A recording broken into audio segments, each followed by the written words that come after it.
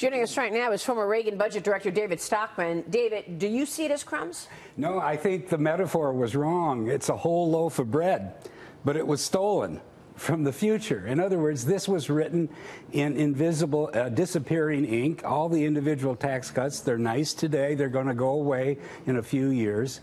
Secondly, $2 trillion is going to be added to the debt at the wrong time, 10 years into a business expansion.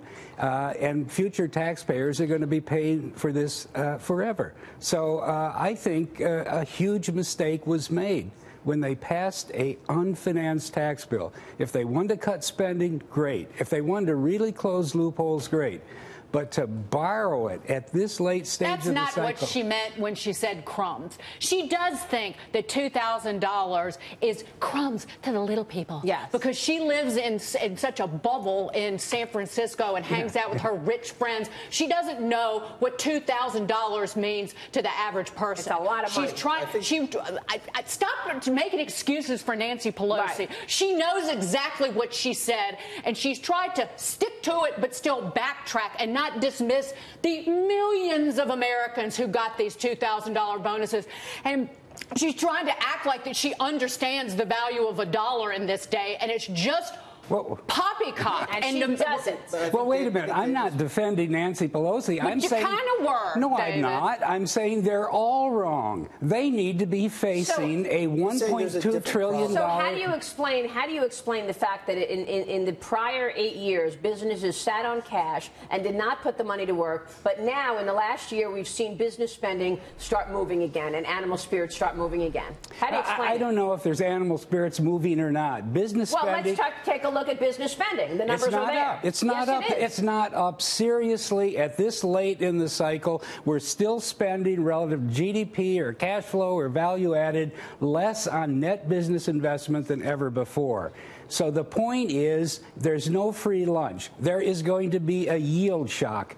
We're through. So do you think, let me ask you this. Let me just say, do you think that the corporate rate should still be at 35%? No, I think it should be at 21%, or it should be zero, and it should be offset with spending cuts of $2 trillion. Spending is your problem. But you can't ignore where we are at this stage of the cycle. Well, we agree with that on spending. But Maria, I was look, upset about that, but the Democrats now are trying to act like they care about the debt and the budget they're deficit. Hypocrites. Which is, Forget about what they have to say. Where were they when we were at $10 trillion? But that's why we sit here every day, is to call them out on their you-know-what, that they're preaching, trying to win back the House. I'm all for you doing that, but why don't you call all of Washington out on the fact... She does. She calls it out, and we all But I want to call out all of them, because we're now doing the right thing at the Fed. They're going to shrink the balance sheet by $600 billion at an annual rate starting in October.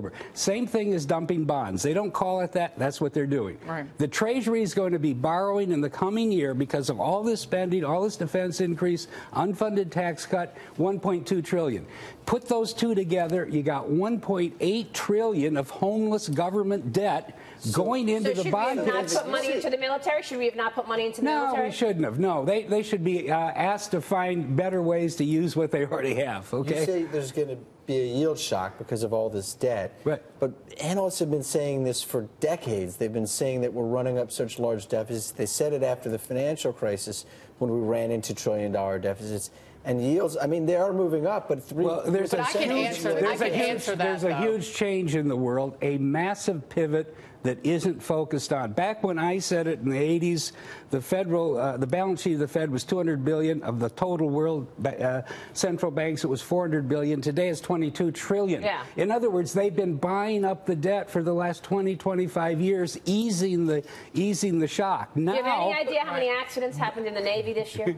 Well, I don't want to go to the... Do you have any idea how many planes cannot fly because they're not capable, because we've starved the military? Do you have any idea? No. I've heard all that, but the obvious answer is don't have so many missions, don't be bombing Syria, don't be mucking around in the Middle East. So turn our face when he uses chemicals and nerve gas on his people? It's already proven that was totally a hoax. There's no... So you say Syria did not use nerve gas on his people? I think there's the likelihood of that is practically zero. There's plenty of evidence coming out of there right now that there was bombing going on. It's a civil war. There were huge dust clouds. People were...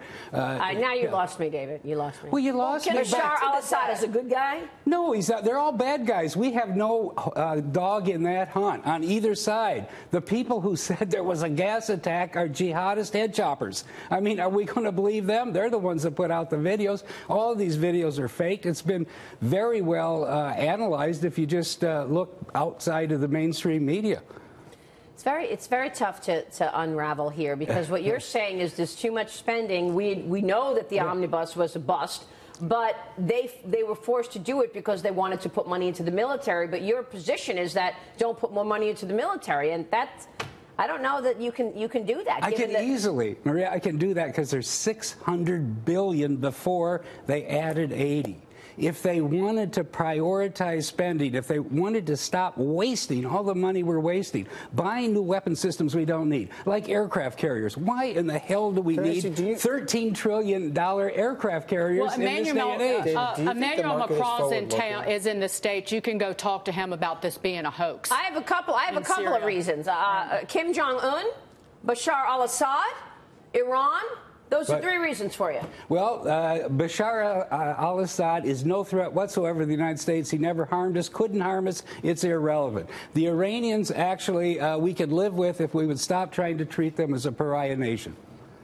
All right, and the last guy, the fat guy, the market pricing in all these debt problems that you see? The market's forward-looking. Why isn't it pricing in all these debt Because the market, I mean, they know how much. Because your beloved Fed has so ruined the markets that they price in one day at a time. That's actually not fair to say. Give me a break, David. You're trying to take these extreme positions on everything. It's like you're losing us. When you were on the spending thing, we agreed, but I mean, you know, trashing the military and all this. Come on, give me a break. I'm not trashing the military. I'm trashing our leaders who are putting the military in harm's way where they don't need to be.